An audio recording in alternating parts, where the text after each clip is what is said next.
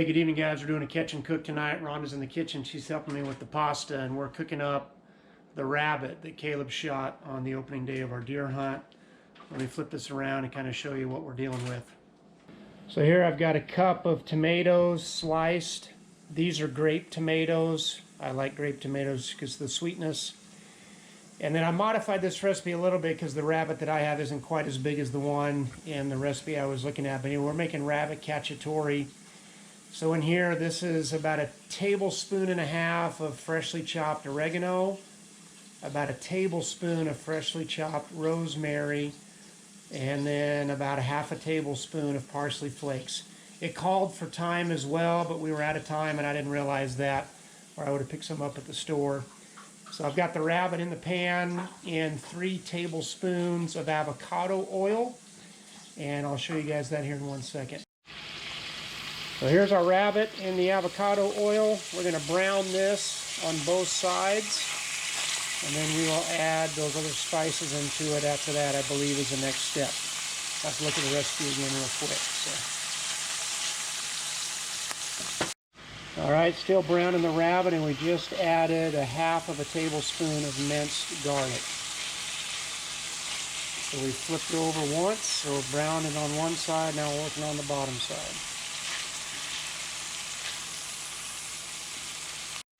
All right, we're browned on both sides. Now our next step is to add 1/4 cup of white cooking wine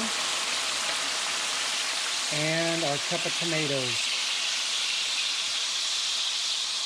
And we're going to simmer that and show you the next step here in just a minute. So while I've been working on the rabbit, Rhonda's working on the pasta. It's just out of a package, but it's the creamy pesto rotini pasta.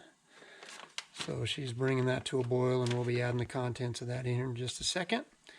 And the rabbit now is simmering.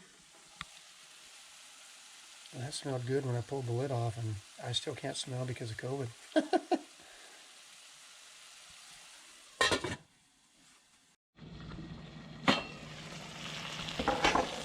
All right, now it's time to add our fresh cut herbs.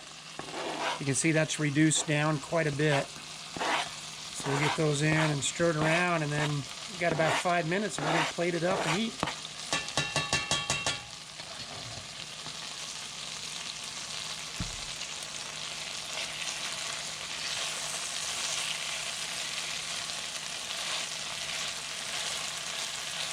Like we may add just a hair more wine in that, just so there's a little more liquid in that.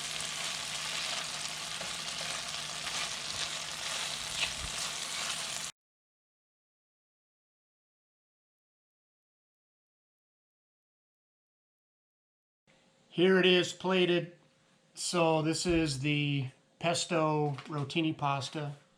Here's our rabbit cacciatore, and this is homemade applesauce, and it has blueberries mixed in with it. But these apples are from our tree in our backyard, so Rhonda made this. So I'm going to dig in and we'll see what we think. I'll start with the rabbit first. And this is a little piece of the back strap. Sorry, I have to cut this. Let's see what it tastes like. Yeah. Yes.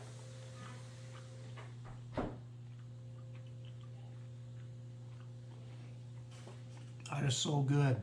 Man, that's good.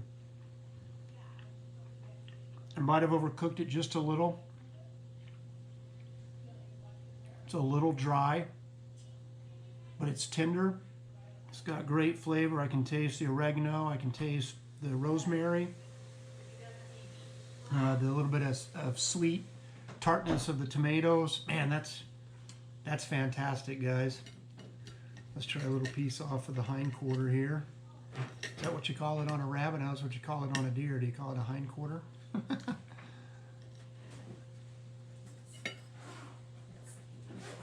end and the quarter. It's just the location.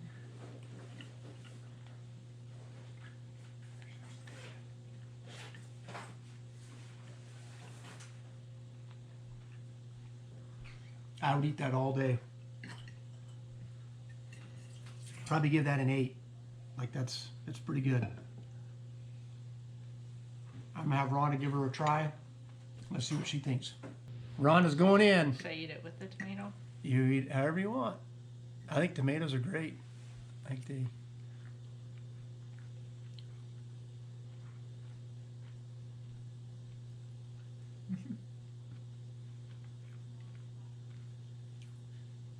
It tastes good. What does the meat taste like? I think it tastes most like pork than anything. Do you? It tastes like chicken. You think it tastes like chicken? No. Okay. Ron, I think it tastes like chicken, or are you just goofing around? No. That one I got a spice on and all I can taste the spice. You just taste the rosemary or the oregano. Scale of 1 to 10. 7, 8. You heard it there, guys. It's good. A 7 or an It's 8. good. She liked it. Nothing right now is a 10 to me. So Except me. yeah. That's a pesto rotini. Tomato. Those are tomatoes. But it's, Okay, Rabbit Cacciatore, Jordan, the hardest food critic in the house. You'll have either her or Hannah. It's like a 6. You give everything a 6. Yeah, because Except my fish dip. You gave that a 1. Well, thanks so much, guys, for watching that cooking video. Again, that was Rabbit Cacciatore. I did put a little screen in the video with the ingredients list. And I thoroughly enjoyed it. I thought it was really good. I would definitely make that again. Would definitely eat that again. So glad we tried something new. I want to wrap this up with the channel shout out and the Minute on the Mountain. The channel that I want to shout out is SmallWater Charters. They fish primarily on Lake Okeechobee. I'm sure they fish other places, but most of the videos I watch are when they're on Lake Okeechobee. I was born in Okeechobee, Florida, so it's kind of cool to have that connection. But man, they catch a ton of fish and big fish, a lot of big bass. So I'll put a link in the description. Check them out when you get a chance and tell them Minute on the Mountain sent you. And they do a great job editing their videos. Their videos are really high quality, much better produced than my videos. So check them out. I think you'll enjoy them. The Minute on the Mountain, we're up to the book of Joshua as we do our tour through the Bible, and it's Joshua 1:9, one of my favorite verses in the Bible. It says, "Have I not commanded you? Be strong and courageous. Do not be afraid. Do not be discouraged, for the Lord your God will be with you wherever you go." Be strong and courageous. Do not be afraid. Do not be discouraged.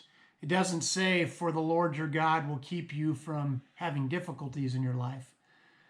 You know, contrary to what you might hear from some prosperity gospel preachers, there's no promise in the Bible that as believers you won't have hardships, that you won't have suffering. In fact, I'd say really just the opposite. We're told that we will experience trials, but we don't have to be afraid. We don't have to be discouraged because the Lord is with us wherever we go.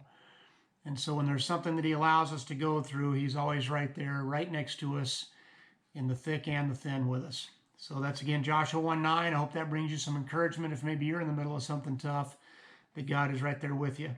Thanks so much for coming along, guys. We're still at 945 subscribers, so we're inching close to 950. I would love to do another giveaway and give away some prizes. So as soon as we hit 950, we'll do that.